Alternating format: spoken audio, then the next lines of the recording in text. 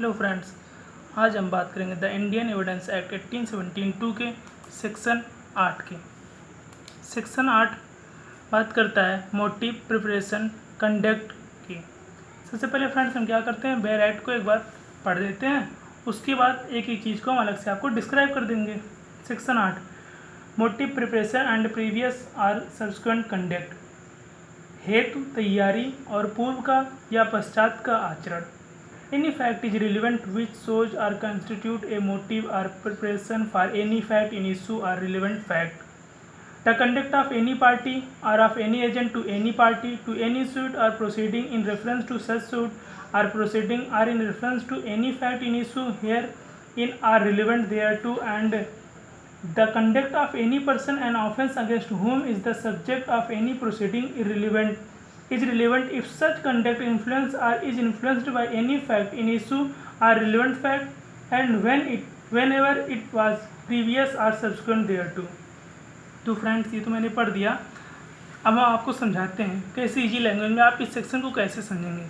तो फ्रेंड्स सबसे पहले हम बात करेंगे सेक्शन 8 की। इसमें सबसे पहले बात किसकी, हम मोटिव की करेंगे। मोटिव क्या होता है, हेतु। हमने आपको सेक्शन 7 बताया था हेतु की, यहाँ है हेतु। तो क्या होता है मोटिव, उसको पहले सबसे समझेंगे। मोटिव ये बहुत ही वाइड होता है, बहुत विस्तृत होता है। मोटिव ये बताता है कि कोई घटना किसी ने क्यों किया, उसके पीछे उसका मोटिव क्या था। तो मोटिव ये सब चीज़ें बताता है। इसको हम एक इलस्ट्रेशन के माध्यम से समझेंगे। A is tried the murder of B, ये आपका बेयर एक्ट में है, ये आपका इलस्ट्रेशन ए है। A is tried the murder of B, A के ऊपर बी के हत्या की केस चल रहा होता है। इसमें फैक्ट होता है कि सी की हत्या ए ने की होती है, जो बात बी जान रहा होता है। बी क्या करता है, ए से पैसा लेना चाहता है। लिख देते हैं ए इज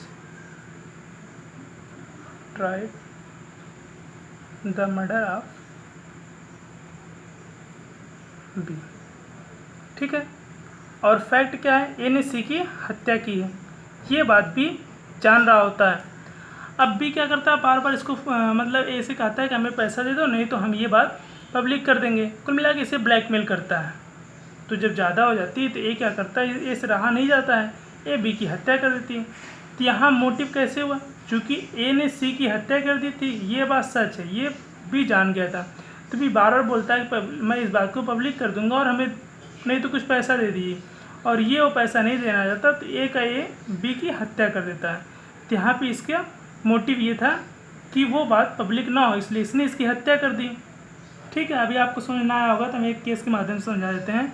वो केस है आर वर्सेस परमार। इस केस में क्या होता है, दो व्यक्ति होते हैं, एक व्यक्ति दूसरे व्यक्ति से, एक व्यक्ति क्या होता है पहले वो बैंकक्रप्ट हो जाता है, तो क्या करता है दूसरे व्यक्ति से कुछ पैसे उधार लेता है, और वो पैसे वो दे नहीं पाता है। कुछ नहीं, बहुत ज़्यादा पैसे उधार लिया होता है, वो दे नहीं पा रहा होता है।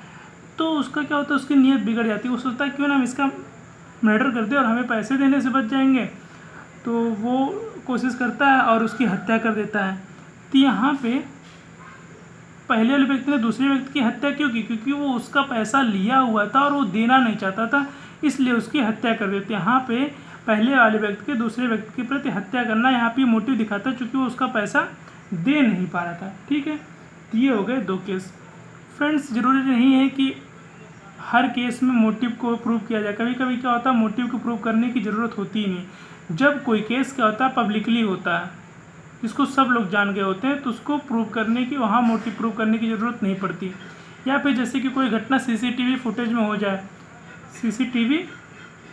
हो जाए, तो वहाँ पे मोटिव प्रूव करने की ज़रूरत नहीं होती। जैसे कि एक केस है यूनिस आलिया का केस है। ये केस है यूनिस एलियास कारिया, लिख दे रहे हैं YUNI, यूनिस एलियास कारिया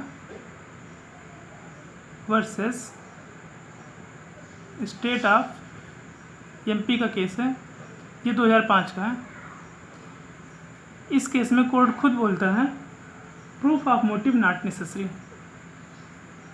proof of motive not necessary.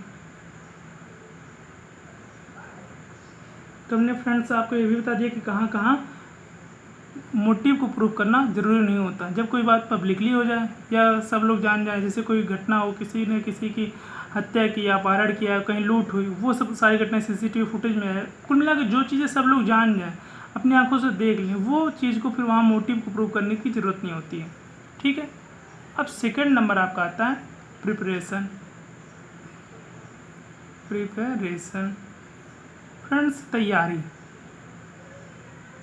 क्या होता है? जब कोई घटना कोई करता है तो उसकी पहले तैयारी करता है, लेकिन हाँ, यहाँ ध्यान देने वाली बात यह है कि तैयारी क्राइम नहीं होता जब तक कि वो कमिट ना हो जाए। जब तक घटना घटित ना हो जाए तब तक तैयारी क्राइम में नहीं होता। जैसे मान लीजिए कोई पेट्रोल ले लिया और माचिस ले लिया, आप उसको ऊपर केस कर दें तो कहें नहीं ये पेट्रोल माचिस लिया और जाके किसी जलाए, नहीं, ऐसा कुछ नहीं हो, किसी को जलाए नहीं हो सकता, वो किसी और काम से लिया हो। तो प्रथम दृष्टया प्रिपरेशन क्राइम नहीं होता। हाँ, लेकिन जब क्राइम कमिट हो जाए तो फिर प्रिपरेशन को क्राइम मान लिया जाता है।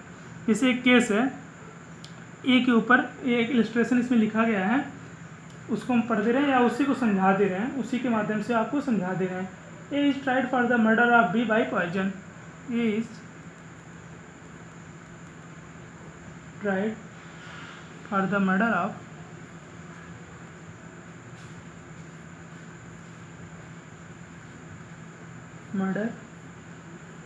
B by poison. ए के ऊपर एक वाद होता है कि ए ने बी की पॉइजन जहर देकर हत्या कर दी। एक्चुअली इस केस में होता क्या है कि जब ये घटना घटी होती है उसके जस्ट पहले कुछ लोग देखते हैं ए एक दुकान से सेम वही पॉइजन खरीदता है, परचेज करता है, जिसके द्वारा बी की हत्या हुई होती है। चूँकि ए को सेम वही पॉइजन खरीदते हुए देखा गया था, तो यहाँ पे ये प्रूव होता है ए ने तैयारी की बी की हत्या करने के जहर देके। तो यहाँ पे हो गया ये प्रिपरेशन। ठीक है, हमें लगता है आपको समझ में आ गया होगा कि जैसे कि कोई चीज़, कोई किसी को मारना चाहे और बंदूक खरीदे, कोई देख ले कि उसने वहाँ से वो बंदूक खरीदी और उसी जो उसकी हत्या कर दी, तो वो भी वहाँ पे उसकी तैयारी में आ जाती है। अब बात करेंगे आपका हम कंडक्ट की, ये थोड़ा वाइड है। कंडक्ट क्या होता है? आपका जो मतलब क्राइम किया होता है उसका आचरण देखा जाता है। आचरण उसका दोनों तरफ से देखा जाता है। उसका पूर्व का आचरण कैसा है, प्रीवियस आचरण, और उसका बाद का आचरण, सब्सिक्वेंट। इसको समझाने से पहले इसका दो एक्सप्लेनेशन पढ़ देते हैं। उसमें कंडक्ट के बारे में कुछ लिखा गया है। The word conduct in this section does not includes statement. इसका मतलब ये नॉर्मल ये कहना चाह रहा है कि जो वर्ड कंडक्ट है वो स्टेटमेंट में शामिल नहीं होता जब तक कि स्टेटमेंट में कोई और एक्ट नहीं हुआ हो। या एक्सप्लेनेशन केवल इसी सेक्शन के लिए और किसी के लिए नहीं हो। एक्सप्लेनेशन 2 कहता है किसी पर्सन का कंडक्ट रिलेवेंट है अगर उस पर्सन ने कोई स्टेटमेंट दी हो, किसी के सामने दी हो या फिर किसी हियरिंग में दी हो, तो वहाँ पे वो रिलेवेंट हो जाता है कंडक्ट वर्ड। ठीक है, अब बात हम करेंगे कि कौन कौन से लोग कंडक्ट में रिलेवेंट होते हैं। किसी केस में जब कोई सूट आता है तो उसमें कौन कौन से लोग कंडक्ट के लिए रिलेवेंट होते हैं। तो इसमें पार्टीज जो होती है, उसके एजेंट जो होंगे, और वो बंदा जो एक्यूज्ड होगा, ये तीनों लोग, इन तीनों का कंडक्ट जो होगा वो रिलेवेंट होगा। इन तीनों का कंडक्ट देखा जाएगा कि इन तीनों लोगों का आचरण कैसा था। लेकिन ध्यान देने वाली बात है जो एक्यूज्ड है इसके एजेंट का कंडक्ट कैसा है कैसा नहीं, इस पर चर्चा नहीं की जाएगी। इसको मतलब इसको इंक्लूड या इसका रिलेवेंट नहीं, इससे कोई मतलब नहीं कि एक्यूज्ड का एजेंट कैसा है। ठीक है, अब बात करते हैं कि इसमें बात किया गया प्रीवियस, पूर्व का आचरण या बाद का आचरण। फ्रेंड्स, आप सबको पता होगा जब भी किसी गांव में कोई घटना होती है या आसपास कुछ होता है, चोरी होता है, किसी की मर्डर कर दिया, तो सबसे पहले जिन लोगों पर कभी कोई वाद केस चला होता है चोरी का या मर्डर का या जो भी घटना घटित होती है उससे रिलेटेड उनके ऊपर वाद चला होता है, तो पुलिस सबसे पहले आके उन्हीं को पूछती है। क्यों पूछती? क्योंकि उनका इसके पहले का आचरण, पूर्व का आचरण ऐसे था, इसलिए पुलिस उन पर शक करती है, उन पर सबसे पहले पूछती है। तो ये हो जाता है पूर्व के आचरण के आधार पर उनसे पूछताछ हो जाती है।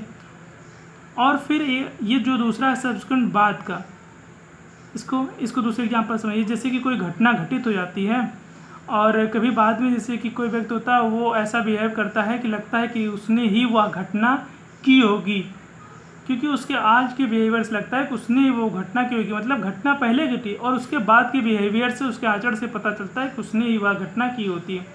जैसे कि क्या होता है कि मान लीजिए कहीं चोरी हुआ हो बहुत पहले और पुलिस इन्वेस्टिगेट कर रही हो, पुलिस इन्वेस्टिगेट कर रही है, कहीं पे बहुत से लोग इकट्ठा हुए हैं, वहाँ पे वह व्यक्ति इकट्ठा है और कुछ लोग उसमें बोलते हैं अरे पुलिस आई उस केस के लेके, तो क्या होता है मतलब उस केस को इन्वेस्टिगेट करते हुए पुलिस आई, किसी ने बोल दिया अरे पुलिस आई, और वो व्यक्ति भाग जाता है।